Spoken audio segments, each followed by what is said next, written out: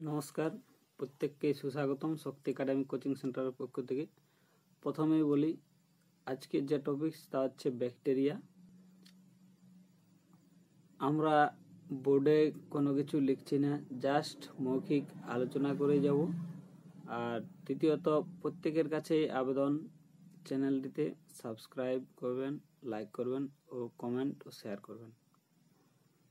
আজকের topics bacteria, কিন্তু আমরা কোনো বোর্ড ব্যবহার করছি না, জাস্ট মুখেই আলোচনা করে যাব।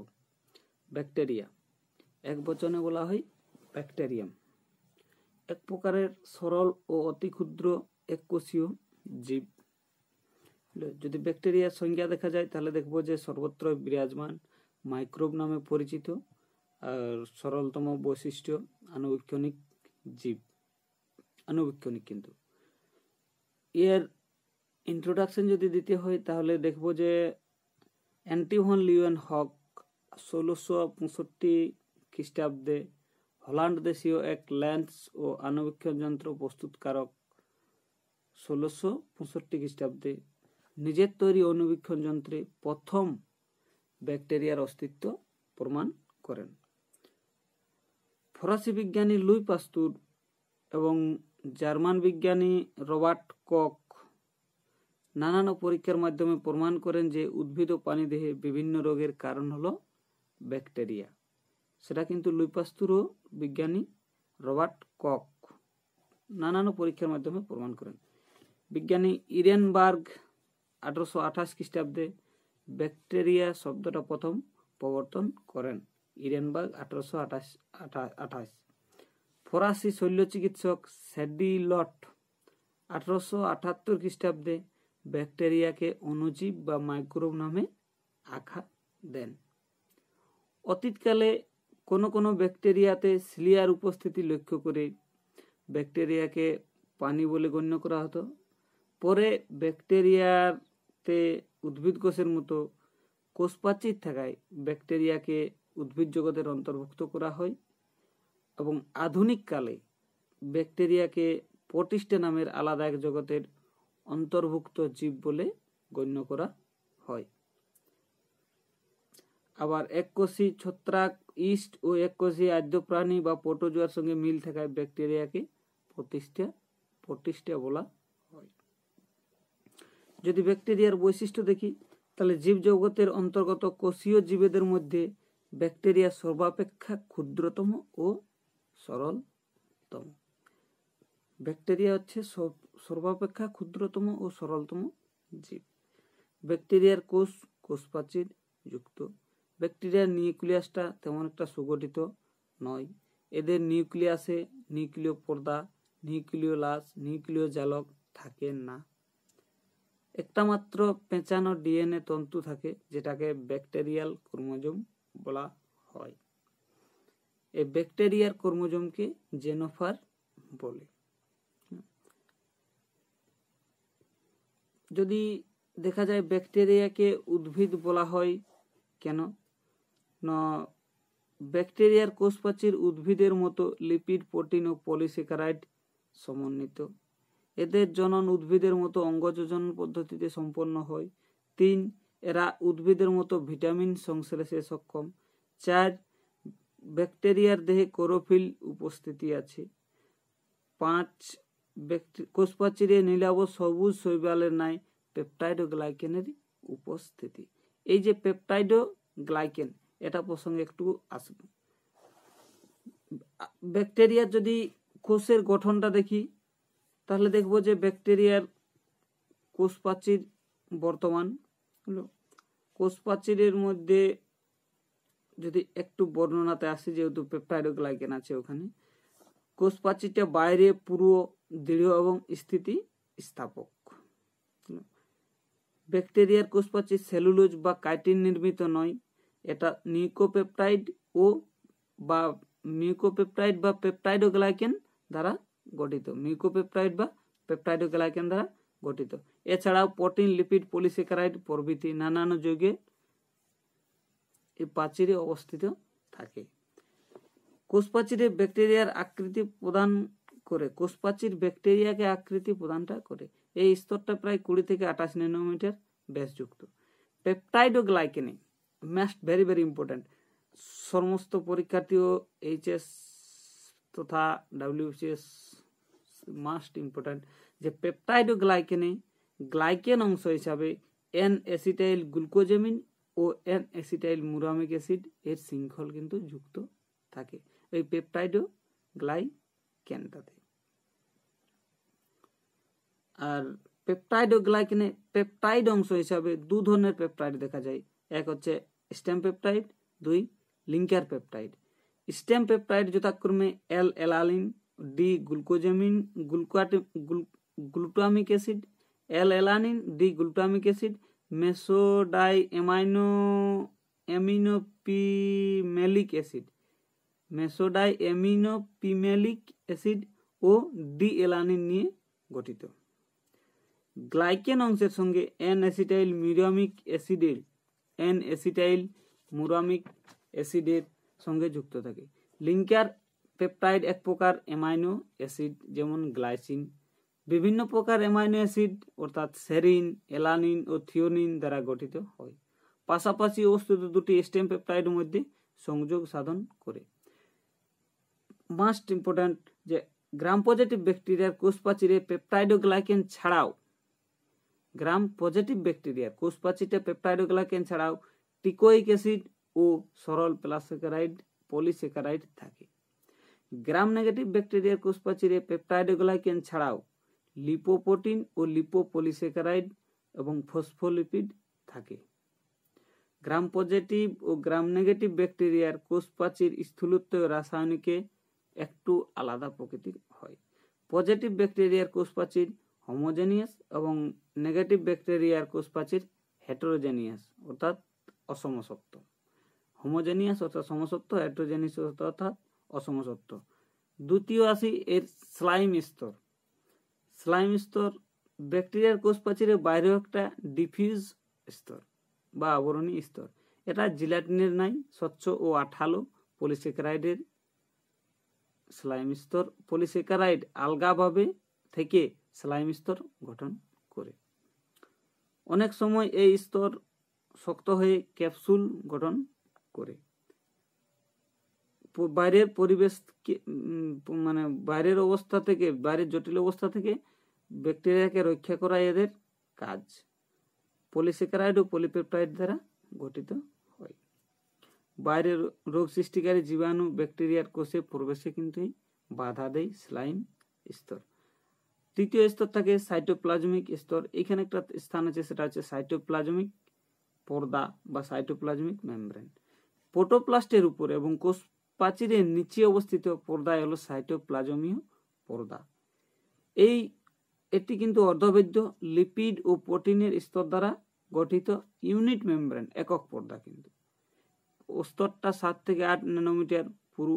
এই পর্দায় পারমিয়াজ নামক এক প্রকার এনজাইম থাকে এবং প্রোটিন পরিবহনে সহায়তা করে।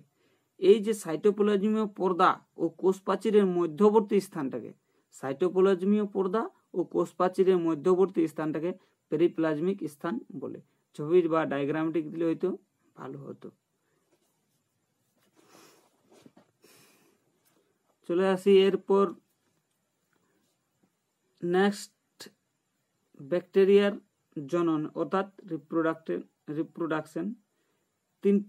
তিন পদ্ধতিতেই জনন সম্পন্ন করে, এক যৌন জনন, দুই অযৌন জনন ও অঙ্গজ জনন। অঙ্গজ জনন দেখি তাহলে সেটা দেখবো যে দ্বিবিভাজন অর্থাৎ বাইনারি ফিউশন ও কর্কোদ্গম বার্ডিং পদ্ধতিতে সম্পন্ন করে। কর্কোদ্গমটা করে সিউডোমোনাস নামক এক ব্যাকটেরিয়া। অযৌন জনন ওগুলো আগের চ্যাপ্টারে হয়ে গেছে। অযৌন জননের মধ্যে আছে অন্তরেণু অর্থাৎ এন্ডোস্পোর, গনিডিয়া ও কনিডিয়া। আর যৌন জননের মধ্যে আসছে সংযুক্তি অর্থাৎ কনজুগেশন,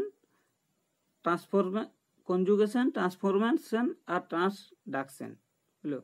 যদি কনজুগেশনটা দেখি অর্থাৎ সংযুক্তিটা দেখি তাহলে দেখবো যে 1956 খ্রিস্টাব্দে বিজ্ঞানী লেডারবার্গ ও টেটাম ইকোলাই ব্যাকটেরিয়াতে প্রথম এই জনন আবিষ্কার করেন। এটা কি ধরনের জনন?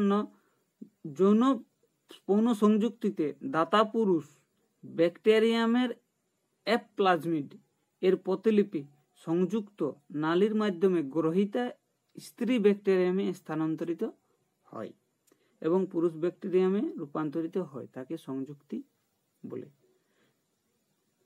পুনঃসংযোগ দাতা পুরুষ ব্যাকটেরিয়ামের অ্যাপ্লাজমিড এর প্রতিলিপি সংযুক্তি নালীর মাধ্যমে গ্রহিতা স্ত্রী ব্যাকটেরিয়ামে স্থানান্তরিত হয় এবং তাকে পুরুষ ব্যাকটেরিয়ামে রূপান্তরিত করে। চলে আসি রূপান্তর ভবন অর্থাৎ ট্রান্সফরমেশন। 1928 খ্রিস্টাব্দে গ্রিফিথ এই যৌনজননটা লক্ষ্য করেন। 3 নম্বর আসছে ট্রান্সডাকশন, অর্থাৎ এই 1952 খ্রিস্টাব্দে বিজ্ঞানী জিন্ডার ও লিডারবার্গ এটা লক্ষ্য করেন। এরপর আসি আমরা ব্যাকটেরিয়ার শ্রেণীবিভাগ অর্থাৎ ক্লাসিফিকেশন অফ ব্যাকটেরিয়া। এগুলো ছিল একটু ব্যাকটেরিয়া সম্পর্কে বিবরণ, ইন্ট্রোডাকশন, আর এইচএস এর জন্য। আর তৃতীয়ত আসি আমরা ব্যাকটেরিয়ার এবার সার্ভিস লাইনের জন্য বা সংক্ষেপে যেসব কোশ্চেনগুলো পড়ে তাদের জন্য, সেটা হচ্ছে যে ব্যাকটেরিয়ার শ্রেণী বিন্যাস। ব্যাকটেরিয়ার আকৃতি। প্রথমে ব্যাকটেরিয়ার আকৃতি অনেক রকমের হতে পারে, গোলাকার, ডিম্বাকার। প্রথমে আসি গোলাকার অর্থাৎ কক্কাস, এক বচনে কক্কি বলা হয়। প্রকারটা হচ্ছে মাইক্রোকোক্কাস। উদাহরণসহ বলি, মাইক্রোকোক্কাস, কোক্কাস যখন এককভাবে অর্থাৎ আলাদা আলাদা ভাবে থাকে তখন তাকে মাইক্রো বা মনোকোক্কাস বলে। উদাহরণ মাইক্রোকোক্কাস ফ্লেভাস। ডিপ্লোকোক্কাস, যখন দুটা গোলাকার ব্যাকটেরিয়া একত্রে অবস্থান করে। উদাহরণ হচ্ছে ডিপ্লোকোক্কাস নিউমেনি। এটা কিন্তু কোনো সময় ক্যাপসিউল পরিবেষ্টিত থাকতে পারে। টেট্রাকোক্কাস, অর্থাৎ যখন 4টি গোলাকার ব্যাকটেরিয়া একত্রে অবস্থান করে। উদাহরণ হচ্ছে গাপকিয়া টেট্রাজিনা। গাপকিয়া টেট্রাজিনা। স্ট্রেপ্টোকোক্কাস, যখন অনেকগুলো কোক্কাস শেকলের বা পুঁতির মালার মতো অবস্থান করে। উদাহরণ হচ্ছে গলা বা গলগিলির রোগ সৃষ্টিকারী এখানে, সেটা হচ্ছে স্ট্রেপ্টোকোক্কাস পায়োজেন্স। স্টাফাইলোকোক্কাস, অনেকগুলো কোক্কাস যখন দলগতভাবে আঙ্গুরের গুচ্ছের মতো অবস্থান করে। একবার হচ্ছে পুঁতির মালার মতো অবস্থান করে তখন স্ট্রেপ্টোকোক্কাস, যখন আঙ্গুরের গুচ্ছের মতো থোকার মতো অবস্থান করে সেটাকে বলা হয় স্টেফাইলোকোক্কাস। এই স্টেফাইলোকোক্কাস কিন্তু ফোঁড়া বা ক্ষত সৃষ্টিকারী জীবাণু। ও স্টেফাইলোকোক্কাস অরিয়াস। সার্সিনি, অনেকগুলো কোক্কাস যখন দলগতভাবে ঘনকের আকার ধারণ করে তখন তাকে সার্সিনি বলা হয়। সার্সিনি ম্যাক্সিমা। 2 নম্বর আসি গোলাকার গেল। এবার আসি দণ্ডাকার। দণ্ডাকার অর্থাৎ রডের বা দণ্ডের মতো দেখতে। বহুবচনে বেসিলাস বা বেসিলি বলা হয়। দণ্ডাকার অর্থাৎ রড শেপেড বেসিলাস, সেটাকে বহুবচনে বেসিলি বলা হয়। যেমন আছে টাইফয়েড রোগের সালমোনেলা টাইফি, যক্ষা রোগের জন্য মাইকোব্যাকটেরিয়াম টিউবারকুলিয়াম, আর মনোবেসিলাম অর্থাৎ একক সালমোনেলা টাইফি, ডিপ্লোবেসিলাস সিউডোমোনাস প্রজাতির আছে। স্ট্রেপ্টোবেসিলি আছে, যখন একাধিক বেসিলি প্রান্ত বরাবর যুক্ত থাকে, বেসিলাস সিরিয়াস। পালিসেড, যখন একাধিক বেসিলি দৈর্ঘ্য বরাবর সমান্তরালে বিন্যস্ত থাকে। কোরাইনিব্যাকটেরিয়াম ডিপথেরি। চতুর্থ আসি আমাদের কোমাকৃতি অর্থাৎ কোমা শেপেড। ওটার উদাহরণ হচ্ছে বা ভিব্রিও। এই ধরনের এরকম ব্যাকটেরিয়া দেখতে কোমার মতো। কলেরা রোগের ব্যাকটেরিয়া অর্থাৎ ভিব্রিও কোলেরি বা ভিব্রিও কোমা। পেঁচালো অর্থাৎ স্পাইরাল শেপেড। স্পাইরাল শেপেড যদি দেখি তাহলে স্পাইরিলাম অর্থাৎ ব্যাকটেরিয়া দেখতে পেঁচালো বা কুণ্ডলাকার বা সর্পিলাকার। ব্যাকটেরিয়াম স্পাইরুলিনাম, বহুবচনে স্পাইরুলিয়া। উদাহরণ হচ্ছে মাইক্রোস্পোরা, স্পাইরুলিনাম আছে উদাহরণ। চতুর্থ আছে স্টক অর্থাৎ বিন্দুযুক্ত ব্যাকটেরিয়াকে স্টক ব্যাকটেরিয়া বলা হয়। যথাক্রমে আছে কোলোব্যাক্টর প্রজাতির ব্যাকটেরিয়াগুলো। বার্ডিং ফর্ম কোরক আকৃতির ব্যাকটেরিয়াকে বার্ডিং ফর্ম বলা হয়, যথা রোডোমাইক্রোবিয়াম প্রজাতি।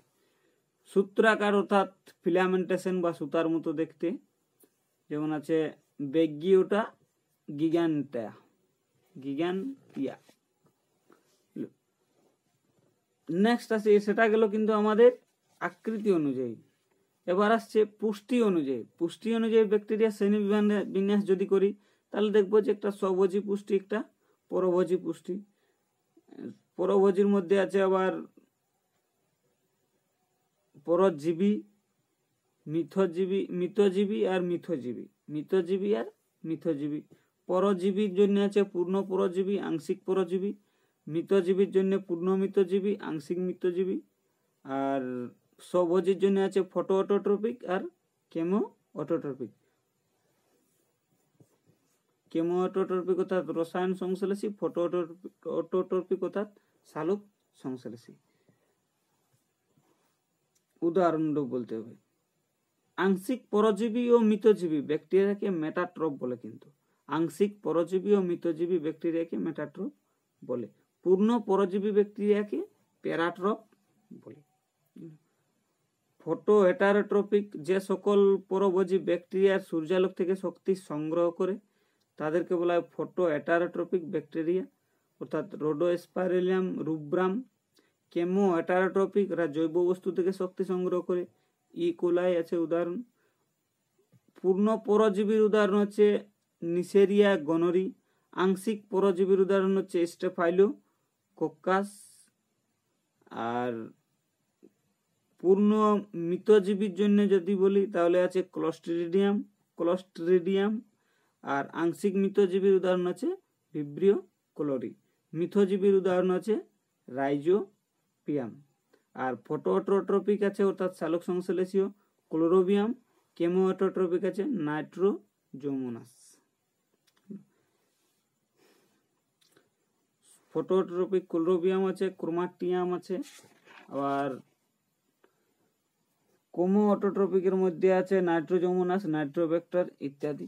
এবার রঞ্জন পদ্ধতি যদি অনুসারে দেখি, তাহলে রঞ্জন পদ্ধতি অনুসারে দু ধরনের ব্যাকটেরিয়া, এক গ্রাম পজিটিভ, এক গ্রাম নেগেটিভ। একটু রঞ্জন পদ্ধতিটাও বলে দিই।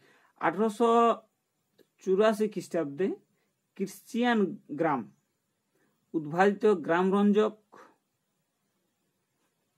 গ্রামরঞ্জক পদ্ধতি ব্যবহার করে ব্যাকটেরিয়াকে শ্রেণীবিন্যাস করেন।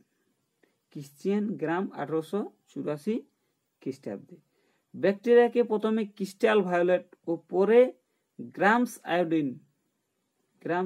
আয়োডিন দ্রবণে ডোবালে ব্যাকটেরিয়া গাঢ় নীল বেগুনি বা লাল বেগুনি বর্ণ ধারণ করে। এরপরে রঞ্জিত ব্যাকটেরিয়া অ্যালকোহল বা অ্যাসিডনে ধৌত করা হয়। গ্রাম রঞ্জন পদ্ধতিতে গ্রামস আয়োডিন মর্ডান্ট হিসাবে ব্যবহৃত হয়। ব্যাকটেরিয়ার কোষপ্রাচীরে ক্রিস্টাল ভায়োলেট রঞ্জককে ভালোভাবে আবদ্ধ হতে সাহায্য করে এই মর্ডান্ট। গ্রাম পজিটিভ ব্যাকটেরিয়া অর্থাৎ Staphylococcus aureus, Bacillus subtilis. Gram negative E coli আছে, ভিব্রিও কোলেরি আছে উদাহরণ। তাপীয় সুবিধিতে অর্থাৎ থার্মাল সেন্সিটিভিলিটি আছে, ওর ভিত্তি করে আছে মেসোফিলিক। যে সকল ব্যাকটেরিয়া সাধারণ তাপমাত্রায় অর্থাৎ 25 থেকে 40 ডিগ্রি তাপমাত্রায় থাকে বসবাস করে তাদেরকে বলা হয় মেসোফিলিক। উদাহরণ আছে সিউডোমোনাস, স্ট্রেপ্টোকোকাস। থার্মোটলারেন্ট অর্থাৎ যে সকল ব্যাকটেরিয়া 50 ডিগ্রি পর্যন্ত তাপমাত্রায় বসবাস করতে পারে তাদেরকে বলা হয় থার্মোটলারেন্ট। যেমন আছে মিথাইলোকোকাস ক্যাপসুলারিস। থার্মোফিলিক অর্থাৎ এরা তাপীয় প্রেমী, অর্থাৎ 70 ডিগ্রি তাপমাত্রা সেন্টিগ্রেড তাপমাত্রা পর্যন্ত তাপমাত্রায় বসবাস করতে পারে। বেসিলাস সাবটিলিস, ক্লস্ট্রিডিয়াম এর উদাহরণ। সাইক্রোফিলিক অর্থাৎ এরা শৈত্যপ্রেমী অর্থাৎ শীত জায়গায় অতি নিম্ন তাপমাত্রায় অর্থাৎ 0 থেকে 15 ডিগ্রি সেন্টিগ্রেড তাপমাত্রায় বসবাস করতে পারে। উদাহরণ হচ্ছে এরোব্যাক্টর, অ্যাক্রোমোব্যাক্টর।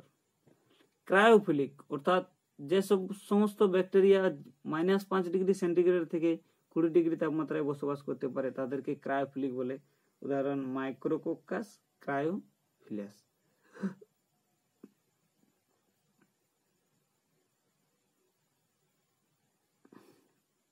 নেক্সট, ফ্লাজেলার ভিত্তিতে ফ্লাজেলার উপস্থিতি ও অবস্থান অনুযায়ী ব্যাকটেরিয়াকে নানা ভাগে ভাগ করেছে। প্রথম হচ্ছে অ্যাট্রিকাস, অর্থাৎ ফ্লাজেলাবিহীন ব্যাকটেরিয়াকে অ্যাট্রিকাস বলা হয়। উদাহরণ হচ্ছে কার্নিব্যাকটেরিয়াম, ডিপথেরি। মনোট্রিকাস, এক মেরুতে একটি মাত্র ফ্লাজেলা ব্যাকটেরিয়াকে মনোট্রিকাস বলা হয়। এক মেরুতে একটাই ফ্লাজেলা, ভিব্রিও কলেরি। লেফোট্রিকাস, এক মেরুতে একাধিক ফ্লাজেলা, লোফোট্রিকাস, এক মেরুতে একাধিক ফ্লাজেলা।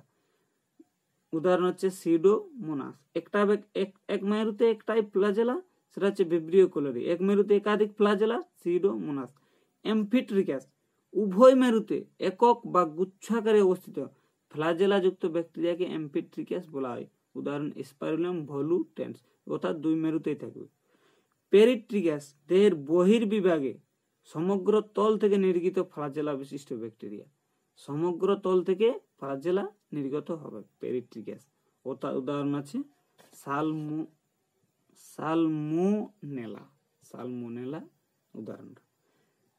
ব্যাকটেরিয়ার উপযোগিতা যদি দেখি তাহলে দেখবো যে কৃষিকার্যে আছে ব্যবহার, মিথজীবী ব্যাকটেরিয়া দ্বারা আছে, আর বিশেষ কিছু ওটা বলছি না। নেক্সট আসি আমাদের জীবাণু প্রতিরোধী কিছুগুলা ব্যাকটেরিয়া। জীবাণু প্রতিরোধী অর্থাৎ কোন ব্যাকটেরিয়া কর্তৃক সৃষ্টি হয় কি জীবাণু? স্ট্রেপ্টোমাইসিন, অর্থাৎ স্ট্রেপ্টোমাইসিন গ্রাইসিয়াস ব্যাকটেরিয়াল সৃষ্টি হয়। টেরামাইসিন অর্থাৎ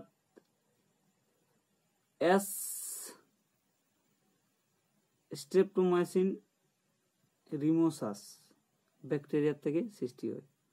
অক্সিটেট্রাসাইক্লিন যেটাকে বলা হয় টেরামাইসিন বা অক্সিটেট্রাসাইক্লিন। নিওমাইসিন স্ট্রেপ্টোমাইসিস ফ্লাডিয়া থেকে অ্যান্টিবায়োটিকটা তৈরি হয়। অ্যারিওমাইসিন বা ক্লোরোটেট্রাস